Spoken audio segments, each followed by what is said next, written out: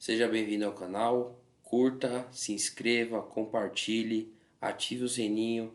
É muito importante que você faça essas coisas para que essa palavra possa chegar até outras pessoas. A gente vai fazer um combinado. Se você gostar da palavra de hoje, você vai se inscrever no canal e principalmente ativar o sininho aí para receber todas as notificações. Então, sem demoras, vamos lá.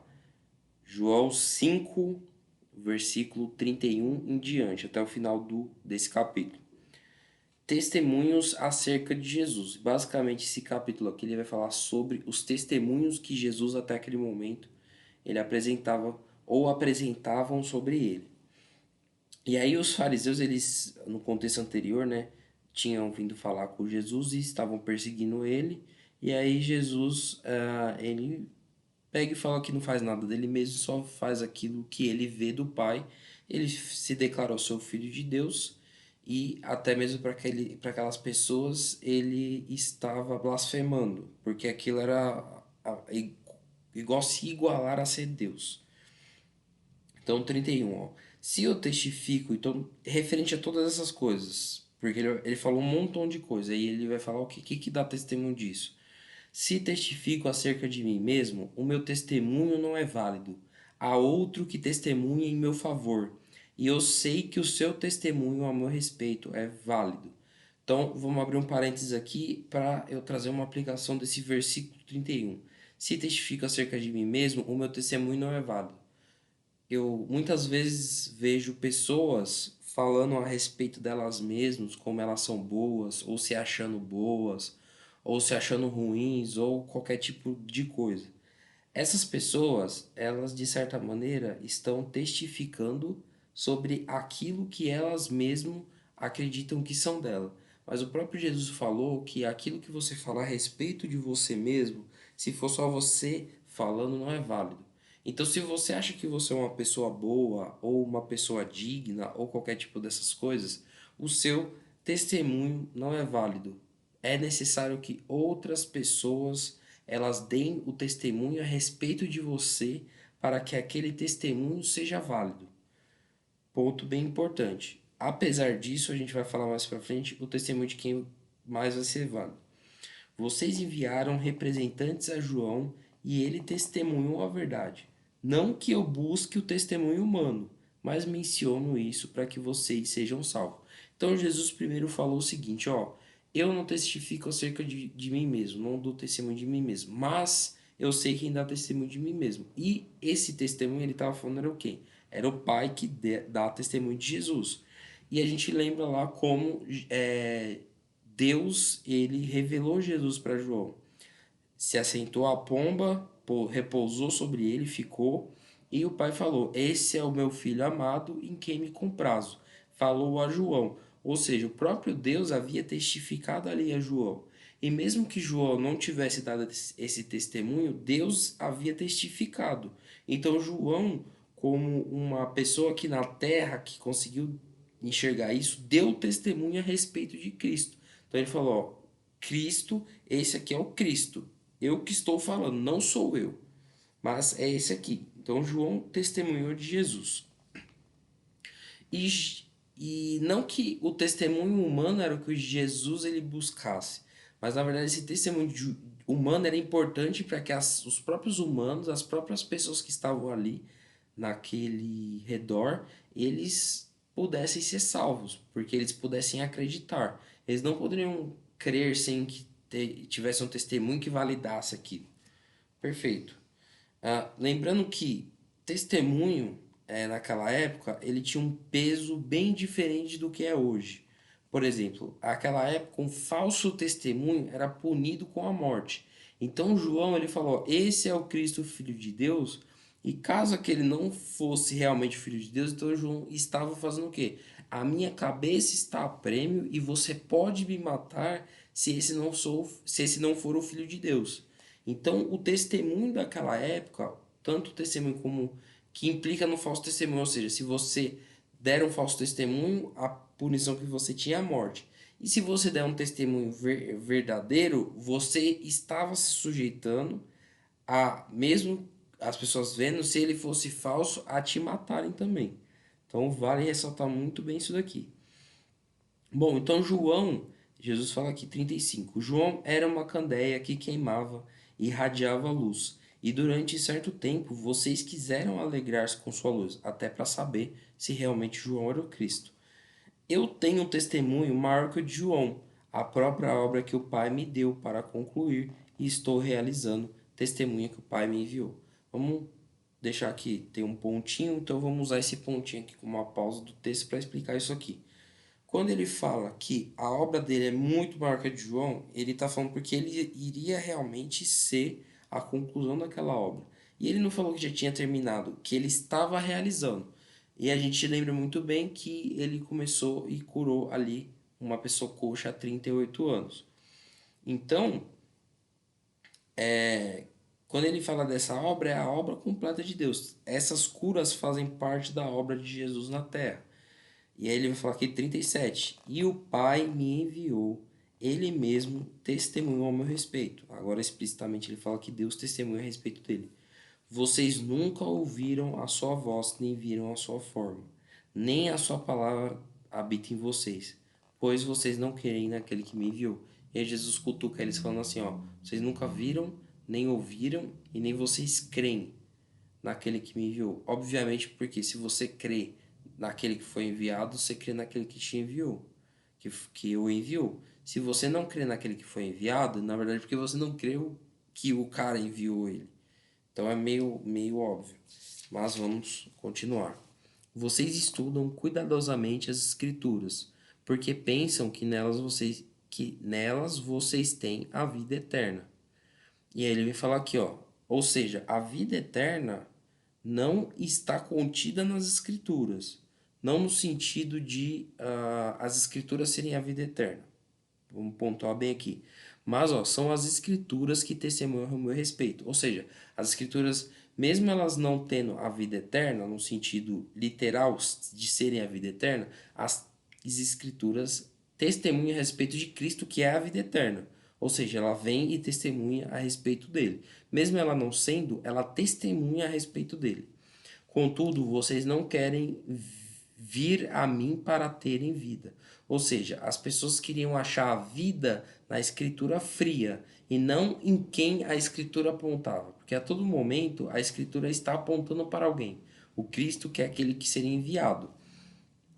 E ele vem falar aqui, ó, eu não aceito a glória dos homens, mas conheço vocês. Sei que vocês não têm o amor de Deus. Ele pontua aqui, ó, vocês não têm o amor de Deus. Lembrando que isso aqui era o primeiro mandamento, amar a Deus sobre todas as coisas. Isso daí já era ele falar assim, ó, vocês não cumprem o fundamento da lei. Então, automaticamente seria vocês não estão salvos. Eu vim em nome de meu Pai, e vocês não me aceitaram. Mas se outro vier em seu próprio nome, vocês o aceitarão. Porque, na verdade, o que a gente começa a perceber aqui? Que não era uma questão de Jesus estar ou não falando a verdade, mas era uma briga de egos entre pessoas que queriam disputar quem tinha mais poder. E a gente. O engraçado é que isso daqui não se traduz só naquela época. Até os dias de hoje, mesmo usando o nome de Cristo, as pessoas, na verdade, não acreditam nas escrituras, não creem nessas escrituras, mas usam as escrituras como ferramenta de domínio e opressão. E isso daí faz o quê? Faz com que ela creia em quem? Nela mesma. Então, uma vida baseada em status, uma vida baseada em o seu próprio mérito, o seu próprio nome. É uma vida baseada na própria glória do homem e não na glória de Deus. Vamos lá, 44. Como vocês podem crer se aceitam glória uns dos outros, mas não procuram agora a glória que vem do Deus único? Ou seja, as pessoas aceitam os status umas da outra. Por exemplo, no meio acadêmico que eu frequento bastante. Então, o doutor aceita os status do doutor. Então, vem uma pessoa ali que fez doutorado, aí meio que é tipo uma panela, entendeu? Então, as graduações, uma coisa de títulos. Ah, eu sou bacharel, eu sou engenheiro, eu sou licenciado, eu sou mestre, eu sou doutor. Então aqui mais ou menos era uma briga dessa, ou seja, a pessoa no seu próprio nome vinha e falava que era tal coisa e a outra aceitava aquilo. Por quê? Porque na verdade ela não buscava a glória de Deus, mas a sua própria glória. Porque você, não estou falando que está errado no meio acadêmico, mas estou falando no meio da fé, você tratar as coisas por status é uma coisa terrível, porque você tratar as coisas por status é como se você estivesse aceitando a glória do outro, mas na verdade você aceitar a glória do outro é para que você aumente a sua própria glória, é que você fique em evidência, para que você aumente o seu domínio e o seu poderio. Então, nesse sentido. Ó, contudo, não pensem que eu os acusarei perante o Pai. Quem acusa é Moisés, em quem estão suas esperanças. Ou seja, ele está falando assim, ó, vocês têm a esperança na lei, naquilo que está escrito, não quer vir até mim. Mas ó, quem vai acusar vocês mesmo é a palavra que vocês estão pregando. Ou seja, mesmo você pregando, essa palavra vai te acusar. Não sou eu que vou te acusar. Então Moisés ele veio para quê? Para acusar. Por quê? Porque em Moisés consiste toda a lei. E Jesus, só que, porém, apesar de consistir em Moisés toda a lei, toda essa lei, ela aponta para Jesus, para o Filho de Deus. E quando essa lei aponta para o Filho de Deus, ela tem um foco que é a redenção. Ó, se vocês crescem em Moisés, creriam em mim, pois ele escreveu a meu respeito. Ou seja, vocês pregam o julgamento, mas mesmo no que ele escreveu, vocês não acreditam. Porque Moisés fala o quê? Que Deus iria levantar um profeta semelhante a ele. E aí eu vou dar uma pausa aqui que a gente vai ver isso daqui pra frente, ó. Visto, porém, que não creem no que escreveu, como crerão no que eu digo? Então Moisés, ele escreve assim, ó: Deus vai levantar um profeta no meio de vocês, semelhante a mim. Então você imagina, Moisés foi quem? Quem escreveu a lei judaica, o Pentateuco, que Deus narrou a ele. Então Deus, ele falou através de Moisés que iria enviar um profeta que era semelhante ao próprio Moisés. Ou seja, o que aquele profeta ele viesse falar, porque Cristo além de ser Salvador também era profeta, mas a gente não vamos discutir a diferença disso aqui. Mas o que esse profeta falar, ele vai servir tanto de lei como aquilo que Moisés falasse. E essa é uma das coisas mais impressionantes. Porque as pessoas acreditam que o Messias ele vai vir o quê? Vai achar a Arca da Aliança e estabelecer o conserto. Mas na verdade o Messias vem trazendo uma nova lei. E essa lei é o que? A lei que complementa a lei de Moisés. Porque a lei de Moisés ela veio como uma sombra. E na verdade ela iria ser revelada aqui a forma final dela. Então a lei seria revelada em Cristo. E se as pessoas não crescem naquela forma, naquela sombra, poderiam até não entender muito bem como era, mas deveriam crer. Elas também não creriam em Jesus, porque Jesus manifestaria aquelas formas verdadeiramente como elas são. Então, Deus ele fala a respeito disso. E outra, Moisés, nos mesmos versículos que ele fala abaixo, que Deus levantará um profeta semelhante a mim. Ele fala, ó, todo aquele que não obedecer, não ouvir sua voz, o Senhor vai lhe pedir contas. Ou seja, o que Moisés está falando assim, ó, vai vir um outro Moisés, um arquétipo, um profeta, ele vai trazer uma lei para vocês, e se vocês não ouvir, o Senhor vai pedir conta a vocês. Imagine então um Jesus que ele vem não revogar a lei, mas vem complementar e revelar aquilo que a lei trazia no seu mais profundo. É isso que ele iria fazer.